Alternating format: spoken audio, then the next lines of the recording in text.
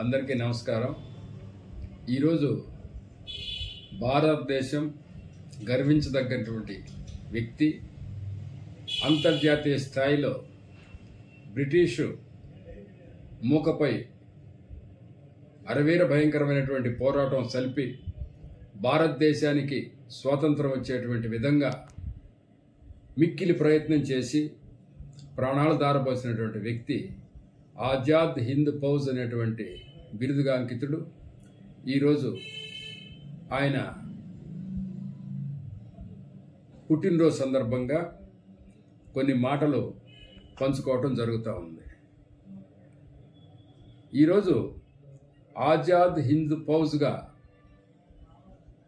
ఒక ప్రపంచంలో ఒక మార్క్గా ఉన్నటువంటి వ్యక్తి 23/1/1897 సంవత్సరంలో కటక్లో జన్మించాడు. వారి తల్లిదండ్రులు వచ్చేసి జానకినాథ్ బోస్, అదేవిధంగా ప్రభావతి బోస్. వీళ్ళిద్దరి సంతానం ఆయన.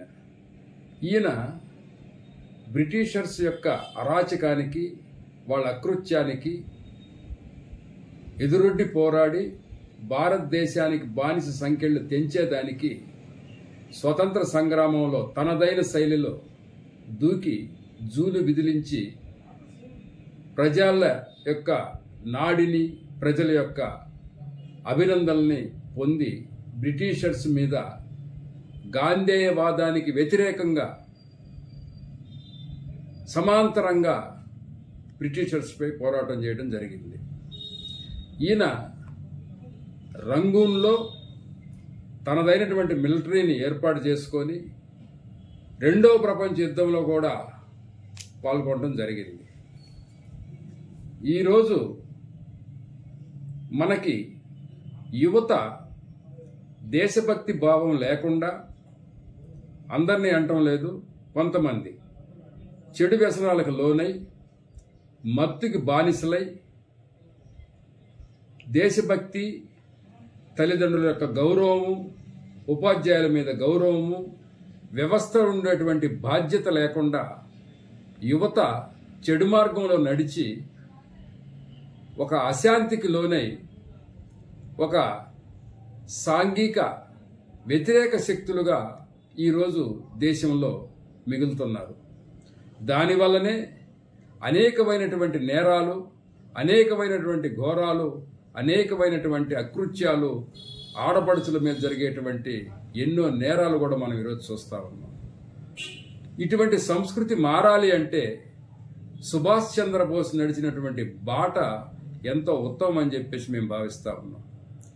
ఈరోజు యువత అటువంటి పురుషుణ్ణి ఆదర్శంగా తీసుకొని సుభాష్ చంద్రబోస్ నడిచినటువంటి దారిలో నడిచి, అంటే ఈరోజు స్వతంత్ర సమరం లేకపోవచ్చు, కానీ ఒక మనిషి ఎదగటానికి ఒక గోలు, ఒక నిర్దేశకమైనటువంటి ఒక స్థానం అనేటువంటి ఉండాలని చెప్పేసి తెలియజేసుకుంటా ఉన్నాం.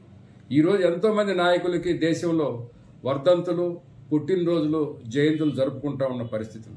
కానీ ఈరోజు ఇటువంటి సుభాష్ చంద్రబోస్ వంటి నాయకులని మనం తలుచుకొని ఆయన పయనించినటువంటి బాటలో మనం కూడా పయనిస్తూ ఒక యువతకి ఆదర్శంగా నిలుస్తూ దేశానికి, రాష్ట్రానికి, అదేవిధంగా యావత్ ప్రపంచానికి కూడా వెన్నెముకగా నిలవాల్సినటువంటి యువత ఆయన ఆదర్శంగా తీసుకోవాలని చెప్పేసి తెలియజేసుకుంటా ఉన్నాం.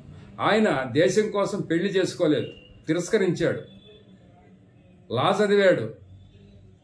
బ్రిటిష్ ప్రభుత్వం అతన్ని పట్టిస్తే రివార్డ్ ఇస్తామని చెప్పేసి చెప్పింది. ఎన్నో ప్రయత్నాలు చేశాడు. అటువంటి వ్యక్తి ఈరోజు ఎలా మరణించాడు అనేటువంటి తెలియడానికి కూడా ఈరోజు మన దగ్గర రుజువులు లేవు. అటువంటి వ్యక్తిని మనం ఆదర్శంగా తీసుకోవాలి, సమాజంలో ముందుకు పోవాలి. యువత ముఖ్యంగా అటువంటి వ్యక్తిని ఆదర్శంగా తీసుకొని ముందుకు పోవాలని చెప్పేసి తెలియజేసుకుంటూ, కాబట్టి సుభాష్ చంద్రబోస్ గారిని ఆదర్శంగా తీసుకోవాలి.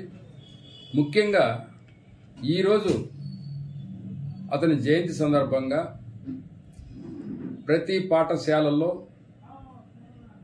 ప్రతి గవర్నమెంట్ ఆఫీసులో, ప్రతి వ్యాపార సంస్థలో కూడా ఈ యొక్క నాయకుని చిత్రపటాలు పెట్టడం, ఆయన చరిత్రని ఘనంగా స్మరించుకోవటం అనేటువంటిది జరిగితే రాబోయే తరాల వారికి ఈ ఘనమైనటువంటి భారతదేశ చరిత్ర, ఈ ఘనమైన చరిత్ర కలిగినటువంటి ఆ మహనీయుని యొక్క బాట వస్తుందని, ఆ బాటలో అందరూ పయనించి అందరూ మహోన్నతమైనటువంటి వ్యక్తులుగా మారుతారు.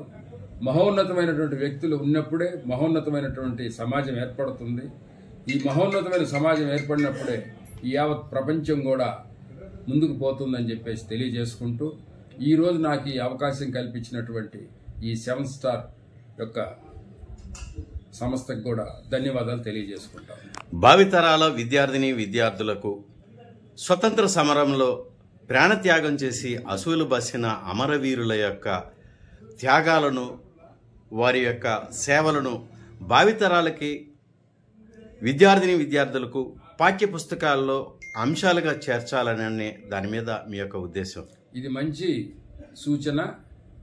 అటువంటి మహనీయునటువంటి వ్యక్తి యొక్క చరిత్ర, పోరాట పటిమ, సమస్య నుండి ఏ విధంగా తొలగించుకోవాలి, సమస్యలు వచ్చినప్పుడు ఏ విధంగా బయటపడాలి అనేటువంటి ఆలోచన, విధానాలు రావాలంటే ఇటువంటి మహానాయకుని యొక్క చరిత్ర, అతని బయోగ్రఫీని ఒక పాఠ్యాంశంగా చేరిస్తే యువత, చదువుకునేటువంటి విద్యార్థులు ఆయన లక్షణాలని పుణికిపుచ్చుకొని జీవితంలో మంచి పైకి ఎదిగేదానికి అనేక ఆవశ్యకత ఉంది. కాబట్టి తప్పనిసరిగా అటు కేంద్ర ప్రభుత్వం కానీ ఇటు రాష్ట్ర ప్రభుత్వాలు కానీ వాళ్ళు ముద్రించేటువంటి పుస్తకాల్లో ప్రతి విద్యార్థి ఆయన చరిత్ర చదవగలిగే విధంగా పాఠ్య పుస్తకాల్లో ఆయన చరిత్రను చేర్చాలని చెప్పేసి నేను తెలియజేసుకుంటాను. మీ పేరు చెప్పండి సార్. నా పేరు Potluru Srinivasulu, advocate, Telugu Desam party legal cell vice president, state కావలి.